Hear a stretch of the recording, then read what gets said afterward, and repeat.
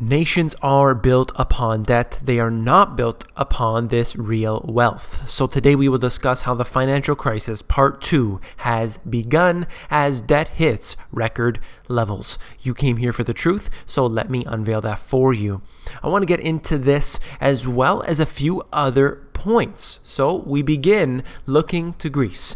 We all know what has been going on within Greece. Obviously, they're in this turmoil. They have a bad situation, a lot of debt happening, and they are just the forefront.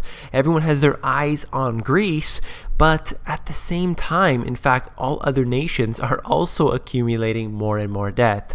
I'm noticing this trend continuing within Europe, of course, but also within other countries. Look at Japan, for example, and others as well, all following in the same footsteps, but they're behind. So we pay attention oftentimes to the countries like Greece. Following a mini summit on Monday of German, French, IMF, and European Central Bank leaders in Berlin, the creditors tabled a stiff set of demands that Greece would need to meet to secure the 7.2 billion euro remaining in bailout funds for now.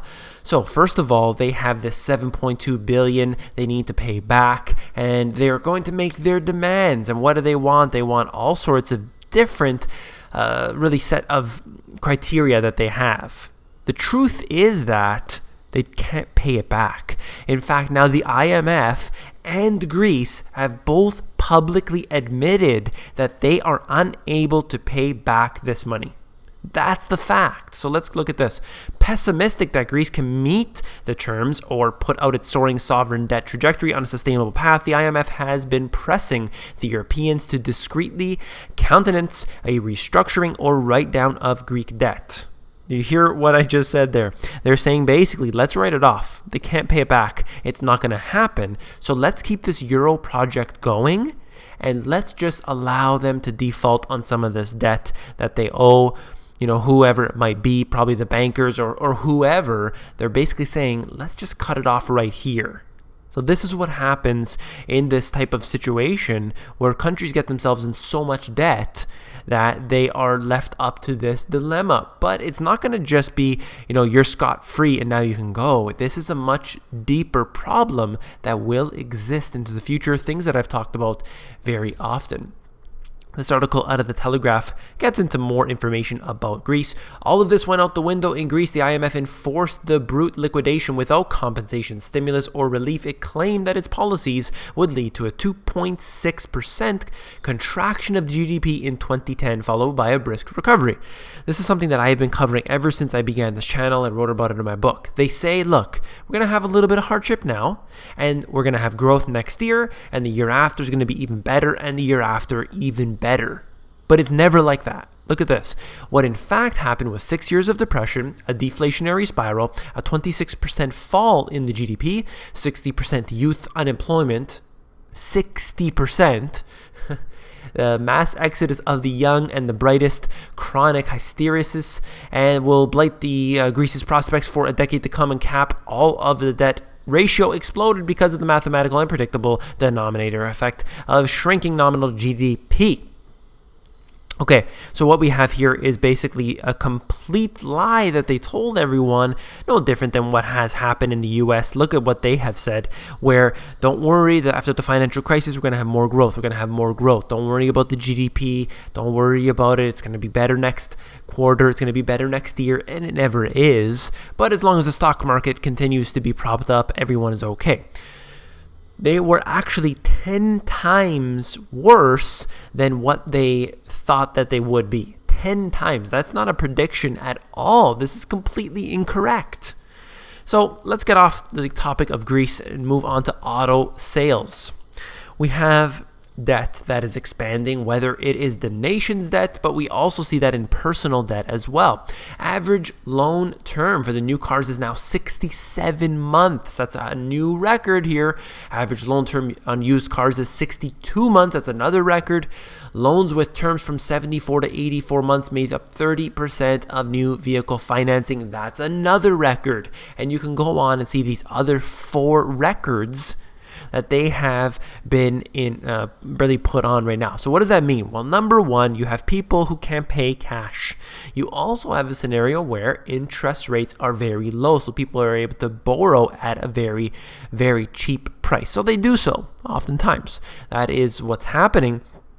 And then we also have a situation where people are simply cash strapped. They don't have any money to buy these things that they perhaps need or perhaps want, and they're being pushed into a scenario where they don't want their money in the bank because they're not going to get anything from it, so they decide to use that money. If it's depreciating every single day in the bank, oftentimes they feel that they should just invest in something. Perhaps it's an asset or perhaps it's something depreciating, whether that's a car or what have you. This is what's happening right now. Then you look at China. Everyone's always talking about China, how it has perpetual growth and how it is the be-all, end-all. New retail trading accounts open. You could see this unbelievably massive spike. This is a mania that is going on right now after one of the largest drops in the Chinese market really in history.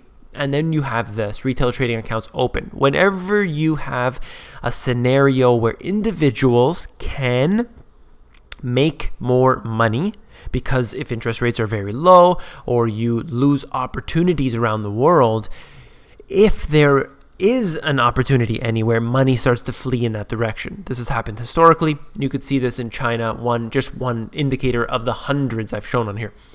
In my book, I quoted Mark Faber. He wrote in 2003, when a major mania turns south, it results in a change in direction for the entire market and stocks, not making new highs for a very long time, sometimes never.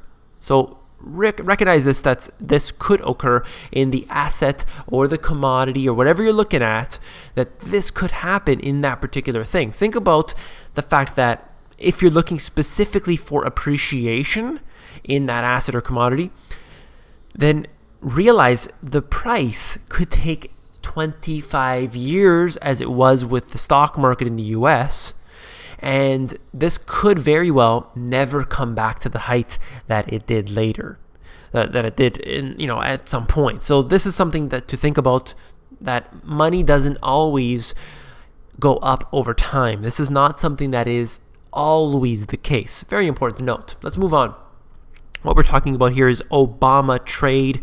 We also need to note the TPP, very important things that we need to be paying attention to. And Senator Sessions, who definitely has many, many good things to say over these years, where he confronted Leon Panetta, among other things. And now he's really going up and going against the Obamatrade. So he's talking about the letter that he sent regarding the Congress a grant to you for you to fast track executive authority, talking about the TPP, talking about Obamatrade. Under the fast track, Congress transfers its authority to the executive and agrees to give up several of its most basic powers. Of course, the Congress is ceremonial. Why even have them there? They should just be on vacation all the time and allow them to rest and relax while Obama does the robo signing, in fact, takes care of this all for him so that he can go on the luxurious vacations.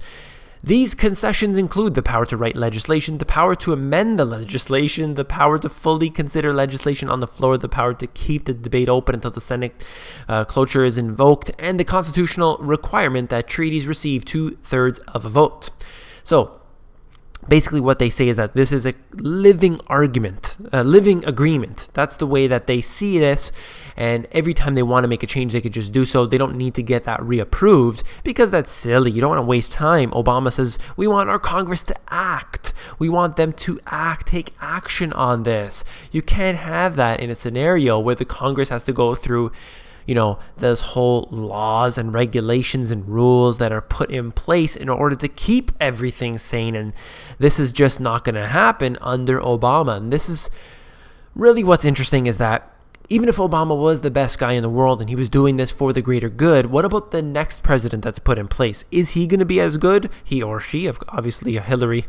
But is this really something that you want the next president and the next president to take and have that authority? Obviously not. But at least Senator Sessions is stepping up to the plate.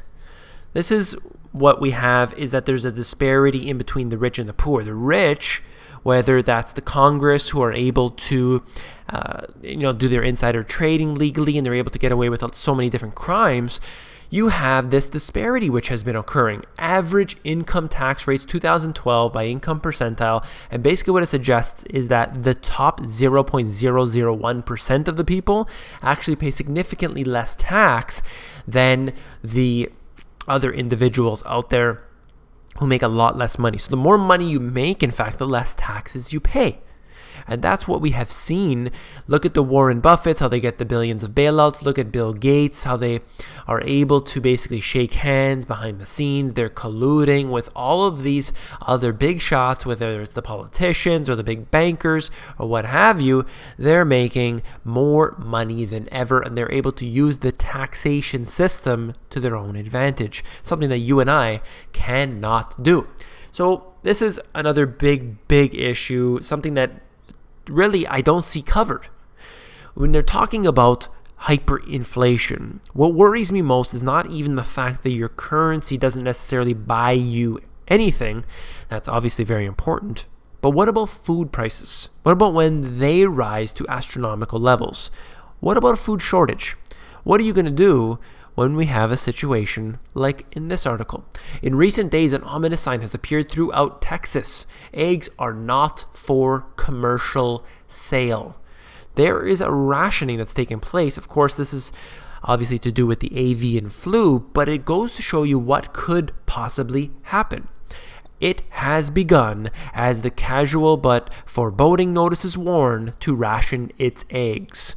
What if it's not just eggs? What if it's all different types of commodities out there that people are buying on a regular basis? Well, obviously people would have to switch and go into buying something else, but then that puts a drain on the supply. So then you have prices that increase.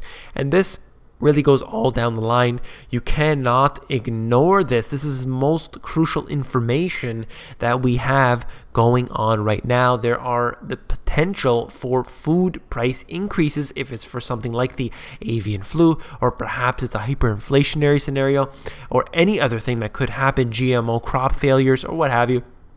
Very important information to note.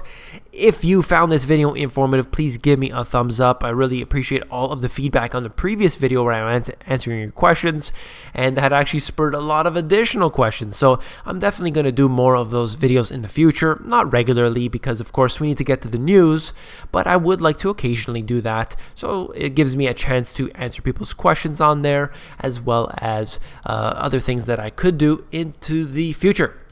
If you found this video informative, I know that you will find my book, The Money GPS, even more informative. And you can actually look through the book. If you go over to Amazon, they have a look inside feature, and you can flip through the book for yourself on there and see if you like it. Take care.